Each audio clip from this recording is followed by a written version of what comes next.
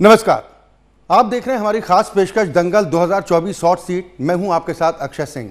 हमारे इस खास कार्यक्रम में हम रोजाना बात करते हैं देश की उन लोकसभा सीटों के बारे में जो बेहद हॉट मानी जाती हैं, और इन सभी हॉट सीटों की सियासत से राजनीति के गलियारों में हलचल भी तेज हो जाती है। और यही वजह है कि हम अपने खास कार्यक्रम के जरिए हर एक हॉट सीट की तमाम जानकारियां आप तक पहुंचाते हैं। तो आप बने रहिए हमारे साथ और देखते रहिए दंगल 2024 हॉट सीट।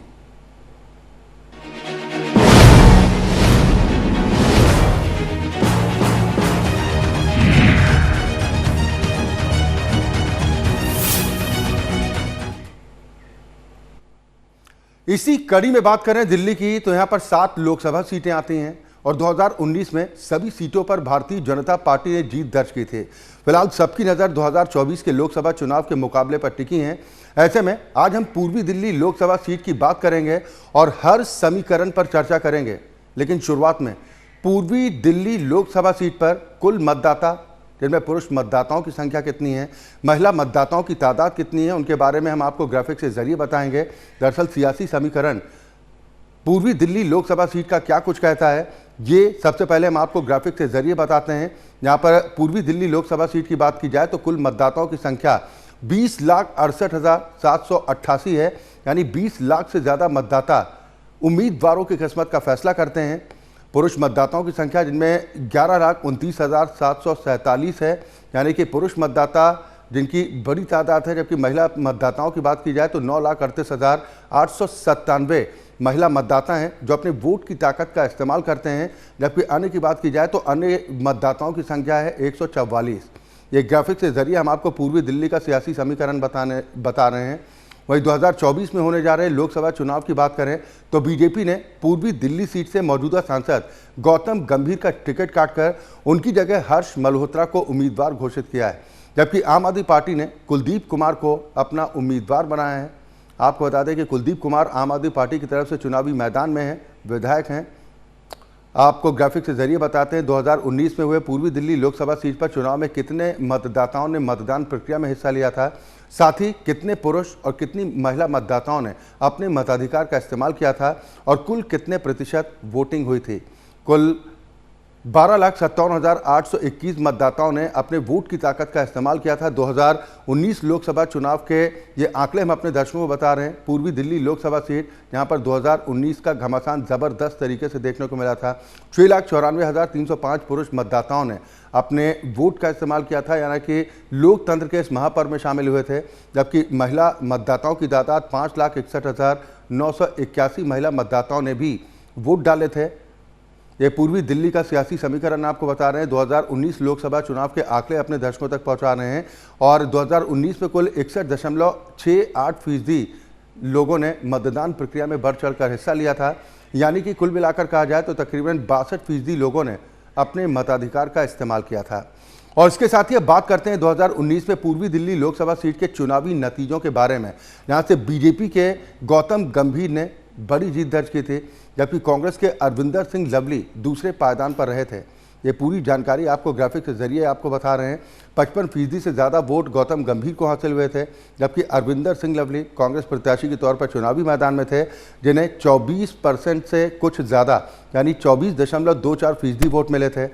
पूर्वी दिल्ली लोकसभा सीट 2019 के नतीजे आपको दिखा रहे हैं। आतिशी जो मौजूदा दिल्ली सरकार में मंत्री हैं, उन्हें 17.44% वोट मिले थे और वोट का आंकड़ा था 2,19,328।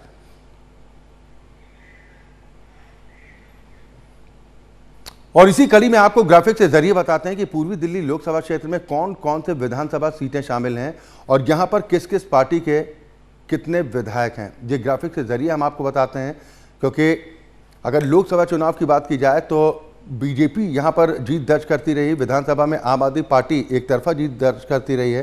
कृष्णानगर आम आदमी पार्टी का कब्जा है। एसके बग्गा यहां से विधायक चुने गए थे। पूर्वी दिल्ली लोकसभा क्षेत्र जिसके अंतर्गत 10 विधानसभा सीटें आती हैं। राम निवास गोयल शादरा से आम आदमी पार्टी के विधायक हैं, यानी इन 10 में से 7 सीटों पर आम आदमी पार्टी का कब्जा। अमानतुल्लाह खान ओखला से आम आदमी पार्टी के विधायक चुने गए थे। पूर्वी दिल्ली लोकसभा क्षेत्र की 10 विधानसभा सीटों का लेखा जोखा आपके सामने रख रहे हैं। हालांकि गांधीनगर सीट से भारतीय जनता पार्टी के प्रत्याशी अनिल कुमार वाजपेयी जीत दर्ज करने में कामयाब रहे थे। 2000 आपको बता दें कि प्रवीण कुमार जंगपुरा से आम आदमी पार्टी के विधायक चुने गए थे, यानी कि कुल 10 विधानसभा सीटों में से 7 सीटों पर आम आदमी पार्टी कब्जा करने में कामयाब रही थी। त्रिलोकपुरी से भी आम आदमी पार्टी के कैंडिडेट रोहित मेहरोलिया जीत दर्ज करने में कामयाब रहे थे। ये आपको सियासी समीकरण आपको बता रहे हैं। कुलदीप कुमार कुंडली से आम आदमी पार्टी के विधायक चुने गए थे, जो कि इस बार आम आदमी पार्टी की तरफ से लोकसभा के उम्मीदवार भी बनाए गए हैं। मनीष सिसोदिया मौजूदा वक्त में जेल में हैं, तिहाड़ जेल में कैद हैं। पटपरगंज से आम आदमी पार्टी के टिकट पर चुनाव जीतने में कामयाब रहे थे, यानी पटपरगंज सीट पर भी आम आदमी पार्टी का कब्जा। अभय वर्मा लक्ष्मीनगर से विधायक चुने गए भारतीय जनता पार्टी के टिकट पर, यानी कि कुल 3 सीटें जिसका हम जिक्र कर रहे हैं कि 3 सीटें भारतीय जनता पार्टी के हिस्से में गई थी, जबकि 7 सीटों पर आम आदमी पार्टी का कब्जा था। विश्वासनगर से भी बीजेपी उम्मीदवार ओम प्रकाश शर्मा जीत दर्ज करने में कामयाब रहे थे। पूर्वी दिल्ली लोकसभा क्षेत्र के 10 विधानसभा सीटों का ये लेखा जोखा हम अपने दर्शकों तक पहुंचा रहे हैं।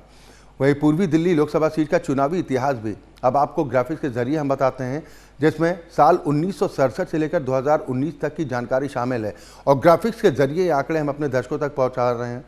हरदयाल देवगन जनसंघ की तरफ से साल 1967 में चुनाव जीतकर लोकतंत्र के सबसे बड़े मंदिर में पहुंचने में कामयाब रहे थे।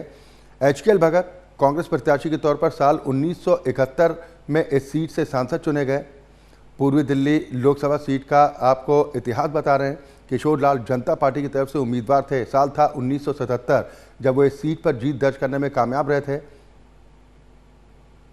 वहीं HKL भगत कांग्रेस प्रत्याशी के तौर पर साल 1980, 1984 और 1989 में यहाँ से जीत दर्ज करने में कामयाब रहे थे, यानी कि लोकतंत्र के सबसे बड़े मंदिर संसद पहुंचने में कामयाब रहे थे। बैकुंठ लाल शर्मा भारतीय जनता पार्टी के प्रत्याशी के तौर पर साल 1991 और 1996 में यहां से जीत दर्ज करने में कामयाब रहे हैं। पूर्वी दिल्ली लोकसभा सीट का आपको इतिहास बता रहे हैं। लाल बिहारी तिवारी उसके बाद साल 1997 में हुए उपचुनाव में भारतीय जनता पार्टी की तरफ से जीत दर्ज करने में कामयाब रहे थे, यानी कि उपचुनाव हुआ था और उपचुनाव में भारतीय जनता पार्टी के प्रत्याशी इस सीट से जीते थे। और इसके बाद 1998, 1999 में लाल बिहारी तिवारी इस सीट से जीत दर्ज करने में कामयाब रहे थे। संदीप दीक्षित दिल्ली के पूर्व मुख्यमंत्री स्वर्गीय शीला दीक्षित के बेटे कांग्रेस उम्मीदवार के तौर पर साल 2004 और 2009 में इस सीट से सांसद चुने गए। पूर्वी दिल्ली जो अपने आप में महत्वपूर्ण स्थान रखती है दिल्ली की सियासत में, महेश गिरी भारतीय जनता पार्टी के प्रत्याशी के तौर पर साल 2014 में इस सीट से जीत दर्ज करने में कामयाब रहे थे, यानी कि 2014 में भारतीय जनता पार्टी के महेश गिरी यहाँ से जीते थे, जबकि क्रिकेटर गौतम गंभीर बीजेपी के टिकट पर 2019 में यहाँ से सांसद चुने गए और जीत का अंतर 4 लाख वोटों से ज़्यादा का था। हालांकि इस बार गौतम गंभीर ने चुनाव लड़ने से इनकार कर दिया था, जिसके बाद भारतीय जनता पार्टी ने हर्ष मल्होत्रा को चुनावी मैदान में उतारा है। वो एक नज़र डालते हैं पूर्वी दिल्ली लोकसभा सीट के जातिगत आंकड़ों पर, जो यहाँ की राजनीति में काफ़ी अहम भूमिका निभाते हैं। यानी कि जातीय समीकरण पूर्वी दिल्ली लोकसभा सीट का क्या कुछ कहता है, ये जानना भी बेहद ज़रूरी है और ग्राफिक्स के जरिए हम अपने दर्शकों को बताते हैं कि यहाँ पर जो जाति का समीकरण है वो क्या कुछ कहता है। यहाँ पर ब्राह्मण वोटर्स की बात की जाए तो अच्छा खासा प्रभाव रखते हैं। तकरीबन 12% ब्राह्मण वोटर हैं जो मतदाताओं की किस्मत का फैसला करते हैं। गुर्जर वोट यहाँ पर 6.94% यानी कि तकरीबन 7% वोटर्स में हिस्सेदारी गुर्जर समाज के वोटर्स की है। पूर्वी दिल्ली लोकसभा सीट के जातिगत आंकड़े आपको बता रहे हैं। वहीं वैश्य वोट की बात की जाए तो 9.3% यानी कि 9% से ज़्यादा वोटर यहाँ पर वैश्य समाज के हैं, जो उम्मीदवारों की किस्मत का फैसला करते हैं, कौन सा दल जीतेगा इस बात पर मुहर लगाते हैं। वहीं ओबीसी वोट की अगर बात करें तो तकरीबन 12.5% से ज़्यादा ओबीसी समाज का वोटर यहाँ पर है, जो प्रत्याशियों की किस्मत का फैसला करता है। वहीं मुस्लिम मतदाताओं की भागीदारी 16.32% है, यानी कि कहा जाए कि मिश्रण के तौर पर यहाँ देखा जाए तो पंजाबी वोट समाज की अगर बात करें तो 14.07% यहाँ पर पंजाबी मतदाताओं की संख्या है। यानी जातीय समीकरण समझना भी बेहद ज़रूरी है। जबकि दलित वोटर्स की बात की जाए तो 15.45%, यानी तकरीबन 15.5% के आसपास वोटर दलित समाज के हैं। पूर्वी दिल्ली लोकसभा सीट के जातिगत आंकड़े हम अपने दर्शकों तक पहुंचा रहे हैं। 2019 में मुकाबला किस तरह का रहा था, किन प्रत्याशियों के बीच में टक्कर हुई थी, साथ ही जातीय समीकरण क्या कुछ कहता है, ये तमाम बातें ग्राफिक के जरिए हम अपने दर्शकों तक पहुंचाई है। इस बार कितना रोचक मुकाबला इस सीट पर देखने को मिल सकता है, इस पर ज़्यादा चर्चा और बातचीत के साथ बेहद खास मेहमान राजनीतिक विश्लेषक आदर्श कुमार जी हमारे साथ जुड़ गए हैं। आदर्श जी, बहुत स्वागत है आपका। क्या कहेंगे, इस बार का सियासी घमासान क्या कुछ कहता है पूर्वी दिल्ली का? देखिए, पूर्वी दिल्ली का जो लोकसभा सीट है हमेशा से ये काफी दिलचस्प रहा है और जिस तरीके से यहाँ मतदान का अच्छा खासा प्रतिशत होता है तो उसमें हम यह कह सकते हैं कि ये सीट खास तौर से इस बार इसलिए भी दिलचस्प हो गया है कि यहाँ दोनों उम्मीदवार जो हैं वो कद्दावर उम्मीदवार हैं। हर्ष मल्होत्रा को आप जानते ही हैं कि वो वीके मल्होत्रा के बेटे हैं और जिस तरीके से शराब घोटाले से लेकर के और अन्य मुद्दे पर वो आम आदमी पार्टी को घेरते हैं, जिस तरीके से उन्होंने मुहिम चलाई है, तो निश्चित तौर पर वो एक मजबूत उम्मीदवार है जिसका सामना आम आदमी पार्टी के उम्मीदवार को करना पड़ेगा। सबसे बड़ी बात यह है कि हर्ष मल्होत्रा ने लॉ की है, वो हंस कॉलेज से उनका जो है पठन पाठन रहा, तो एक तरीके से उनके पास एक अच्छी खासी समझ है। वो जानते हैं जनता की नब्ज को, अच्छी तरीके से पहचानते हैं, मेयर रह चुके हैं, तो उनके लिए ये क्षेत्र काफी जाना पहचाना है और लोगों पर उनकी पकड़ है। रही बात आम आदमी पार्टी के उम्मीदवार की, तो निश्चित रूप से कई सारे दावेदार थे और अगर उसमें से अगर कुलदीप को उम्मीदवार बनाया गया है तो निश्चित तौर पर ये जो है उनके लिए चुनौती है कि आम आदमी पार्टी ने जो भरोसा जताया है, खास तौर से आम आदमी पार्टी जो है जिस तरीके से अभी चुनौतियों का सामना कर रही है और ऐसे में उसके लिए ये जरूरी था कि कोई ऐसा उम्मीदवार हो, खास तौर से मनीष सिसोदिया के क्षेत्र में। मनीष सिसोदिया यहाँ एक जो है विधायक भी हैं और ये माना जाता है कि मुख्यमंत्री का इस क्षेत्र पे पूर्वी दिल्ली पे अच्छा खासा वर्चस्व है, तो अब दोनों के बीच जो है कांटे की टक्कर होने का अनुमान है। अब ये देखना काफी दिलचस्प होगा कि आम आदमी पार्टी जो इस समय संकट से जूझ रही है उसमें किस तरीके से आम आदमी पार्टी अपने उम्मीदवार को मजबूती प्रदान करती है और किस तरीके से हर्ष मल्होत्रा जो है वो बीजेपी की जो लगातार जीत का जो रिकॉर्ड रहा है, जिस तरीके से बीजेपी जीतती रही है, उसमें वो किस तरीके से उसको बनाए रखने में कामयाब होती है। इस बार सबसे महत्वपूर्ण सवाल यह है कि आम आदमी पार्टी और कांग्रेस के बीच जो तालमेल है उसका सामना करना जो है वो अपने आप में बीजेपी के लिए बड़ी चुनौती है और ये चुनौती जाहिर है कि पहले नहीं थी। तो अब जो है समय भी कम बचे हैं। एक तरफ आम आदमी पार्टी को जो पार्टी का अंदरूनी संकट है, अभी आपने देखा ही होगा कि और नेताओं के नाम जो है जिस तरीके से सामने आ रहे हैं, चाहे वो सौरभ भारद्वाज हो या आतिशी हो, तो उनके जो चोटी के नेता हैं वो मौजूद नहीं है, इसलिए आम आदमी पार्टी के उम्मीदवार का पर जो दबाव है वो काफी ज्यादा है। वही बात रही बात बीजेपी की, तो बीजेपी के लिए ये सीट जो है जीतना बहुत ज्यादा मुश्किल नहीं है, लेकिन चुनौती तो चुनौती होती है और खास तौर से जो कांग्रेस और आपका जो तालमेल है वो अपने आप में जो है एक दिलचस्प मुकाबला का जो है समीकरण तैयार कर रहा है। बिल्कुल, पिछला मुकाबला अगर कहा जाए तो वो उत्साह बढ़ाने के लिए तो जरूर बेहतर हो सकता है, लेकिन वो नतीजों में तब्दील होगा ये कहना बेहद मुश्किल होता है। लेकिन देश की राजधानी दिल्ली का आपको नहीं लगता कि आदर्श जी पिछले कुछ वक्त में जो मिजाज रहा है, विधानसभा चुनाव की बात की जाए तो आम आदमी पार्टी पर पूरा भरोसा दिल्ली की जनता ने किया, लेकिन जब बात लोकसभा चुनाव की आती है तो बीजेपी को एक तरफा जिस तरीके से सीटें देने का काम राजधानी दिल्ली के लोग करते हैं और ख़ास तौर पर जिस पूर्वी दिल्ली का जिक्र हम कर रहे हैं, यहाँ पर मतदाताओं की बड़ी संख्या ऐसी है जो बिहार और उत्तर प्रदेश के, खासतौर पर पूर्वी उत्तर प्रदेश से आए हुए लोगों की है। तो इस बार चुनौती बीजेपी के लिए आप कितनी बड़ी मान सकते हैं, क्योंकि कांग्रेस और आम आदमी पार्टी के गठबंधन का जो जिक्र आप भी कर रहे हैं कि आम आदमी पार्टी और कांग्रेस पहली बार मिलकर चुनाव लड़ रही है, ये जो समीकरण है ये बीजेपी को कितना नुकसान पहुंचा सकता है?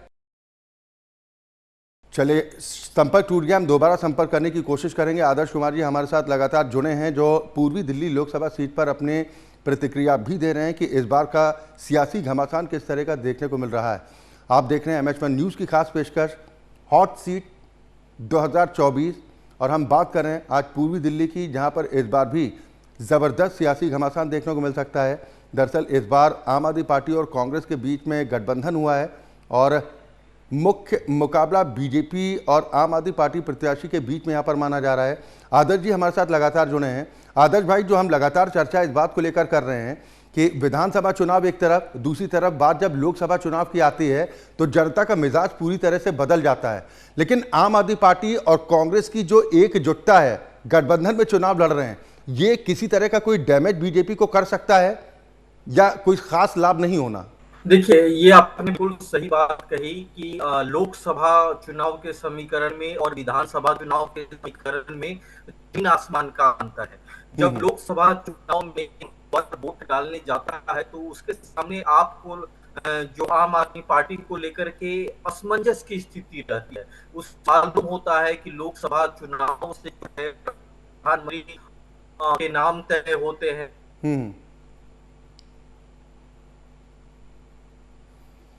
आदर्श जी, आपकी आवाज़ रुक रुक कर आ रही है, हम दोबारा आपसे फिर संपर्क करने की कोशिश करेंगे। दरअसल पूर्वी दिल्ली के लोगों के लिए कौन से वो मुद्दे खास हैं जो लोकसभा चुनाव में असरकारी साबित हो सकते हैं? साथ ही लोकसभा चुनाव से जुड़ी हर बड़ी खबर भी हम अपने दर्शकों तक पहुंचाते हैं और दंगल 2024 हॉट सीट में हम बात करते हैं हॉट सीट की, वहाँ के सियासी समीकरण भी अपने दर्शकों को बताते हैं। आदर्श कुमार जी एक बार फिर हमारे साथ जुड़ गए हैं। आदर्श जी, अपनी बात पूरी कीजिए। जी, तो ये आम आदमी पार्टी के उम्मीदवारों को लेकर लोकसभा चुनाव में मतदाताओं के सामने असमंजस की स्थिति रहती है और वो चाहते हैं कि जो वोट देने जा रहे हैं उससे प्रधानमंत्री चुने जाते हैं। तो निश्चित तौर पर आम आदमी पार्टी के लिए चुनौती ये बड़ी दिखती है और भारतीय जनता पार्टी के जो समर्थक है, जो उनके उम्मीदवारों को पसंद करते हैं, वो जानते हैं कि हमारा वोट जो है वो कामयाब होने जा रहा है, यानी हम जो वोट देंगे उसे निश्चित तौर पर, जैसे बीजेपी के सामने उन पर है कि अगर हम वोट दे रहे हैं तो इससे जो है प्रधानमंत्री मोदी को मजबूती मिलेगी, बीजेपी का वोट परसेंटेज बढ़ेगा। तो ये निश्चित रूप से बीजेपी के लिए काफी बड़ा प्लस पॉइंट है।